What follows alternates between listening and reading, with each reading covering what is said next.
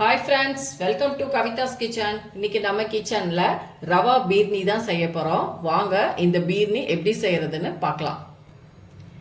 இந்த ரெசிபி செய்யறதுக்கு அடுப்புல நான் ஒரு கடாய் வச்சிருக்கேன்.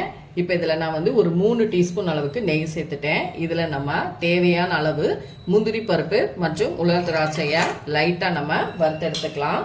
உங்களுக்கு எவ்வளோ தேவையோ அந்த அளவுக்கு நீங்க சேர்த்துக்கலாம்.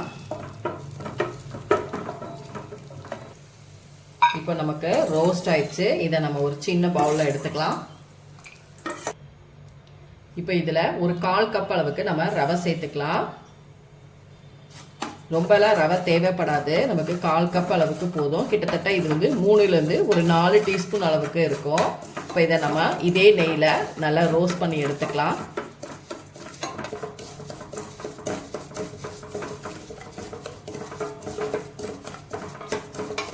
ரவையை இந்த அளவுக்கு நீங்க வறுத்து எடுத்துக்கோங்க. இப்போ நமக்கு ரவை நல்லா ரோஸ் ஆயிடுச்சு. இப்போ இதுல நான் ஒரு 2.5 கப் அளவுக்கு பால் சேர்த்துக்கிறேன். இது ஆல்ரெடி காய்ச்சின பால் தாங்க. காய்ச்சின பால் தான் நான் எடுத்திருக்கேன். நல்ல திக்கான பால் எடுத்துக்கோங்க. பாலில் தண்ணி சேர்க்கக்கூடாது.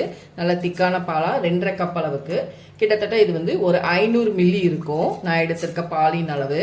இப்போ இந்த பால் நமக்கு நல்லா கொதிச்சு வரணும். அதே போல் இந்த ரவையும் இந்த பாலில் நமக்கு நல்லா வெந்து வரணும். அது வரைக்கும் நம்ம வெயிட் பண்ணலாம்.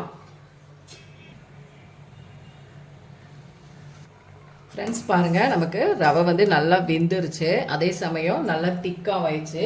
இந்த ஸ்டேஜில் நான் ஒரு 3/4 கப் அளவுக்கு வெள்ளை சுகர் எடுத்திருக்கேன். 3/4 கப் எடுத்துக்கலாம். நீங்கள் உங்களுக்கு எவ்வளோ சுகர் வேணுமோ நீங்கள் சேர்த்துக்கலாம். நான் 1/4 கப் ரவைக்கு 3/4 கப் எடுத்திருக்கேன். இப்போ நம்ம சுகர் சேர்த்ததுக்கப்புறம் மறுபடிக்கும் நமக்கு கொஞ்சம் லூஸ் ஆகும், மெல்ட் ஆகும்.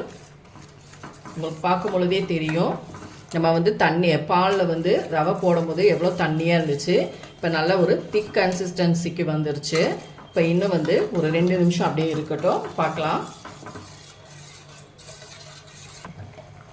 ஃப்ரெண்ட்ஸ், இப்போ இந்த ஸ்டேஜில் நான் 1/2 டீஸ்பூன் அளவுக்கு ஏலக்காய் தூள் சேர்த்துக்கிறேன். இப்போ மறுபடியும் நல்லா மிக்ஸ் பண்ணிக்கோங்க. ஃப்ரெண்ட்ஸ், இப்போ நம்ம நெய்யில் வறுத்து வச்ச முந்திரி பருப்பு உலர் திராட்சையை சேர்த்துக்கலாம். சேர்த்துட்டு ஸ்டவ்வை ஆஃப் பண்ணிடலாம். இப்போ உங்களுக்கு பார்க்கும்போது தண்ணியாக இருக்க மாதிரி தான் தெரியும். ஆறுனதுக்கப்புறம் பார்த்தீங்கன்னா நல்லா திக்காயிடும். இப்போ நான் ஸ்டவ்வை ஆஃப் பண்ணிடுறேன். அவ்வளோதான், அருமையான சிம்பிளான ஒரு ரவா பீர்னி நமக்கு குயிக்காக ரெடி ஆயிடுச்சு. இப்போ இதை நம்ம வேறு பவுலுக்கு மாற்றிக்கலாம். ஃப்ரெண்ட்ஸ், நமக்கு சூப்பரான ஒரு ரவா பீர்னி குயிக்காக ரெடி ஆயிடுச்சு. நீங்களும் இதே போல் செஞ்சு பாருங்கள். வீட்டில் இருக்கக்கூடிய இன்க்ரீடியன்ஸை வச்சு சிம்பிளாகவும் குயிக்காகவும் நம்ம செஞ்சிடலாம். பார்க்கும்போதே உங்களுக்கு சூப்பராக தெரியுது. பார்த்தீங்களா எவ்வளோ கலர்ஃபுல்லாக இருக்குது. கண்டிப்பாக ட்ரை பண்ணி பாருங்கள். இந்த ரவா பீர்னி முஸ்லீம் பண்டிகையிலலாம் அதிகமாக செய்வாங்க. இது ஒரு முக்கியமான ஒரு ஸ்வீட் ரெசிபி. முஸ்லீம்ஸ்லாம் அதிகமாக செய்வாங்க. நம்ம ஹோட்டலெல்லாம் சாப்பிடும் பொழுது பார்த்தீங்கன்னா இந்த மாதிரி பீர்னி கொடுப்பாங்க. திண்டுக்கல் பிரியாணி ஹோட்டலெல்லாம் சாப்பிடும் பொழுது கண்டிப்பாக நீங்களும் இந்த ரெசிபியை செஞ்சு பாருங்கள். செஞ்சு பார்த்துட்டு என்னோட வீடியோஸை லைக் அண்ட் ஷேர் பண்ணுங்கள். மறக்காம கவிதாஸ் கிச்சனுக்கு சப்ஸ்கிரைப் பண்ணிக்கோங்க. கூடவே பெல் ஐக்கனை கிளிக் பண்ணுங்க.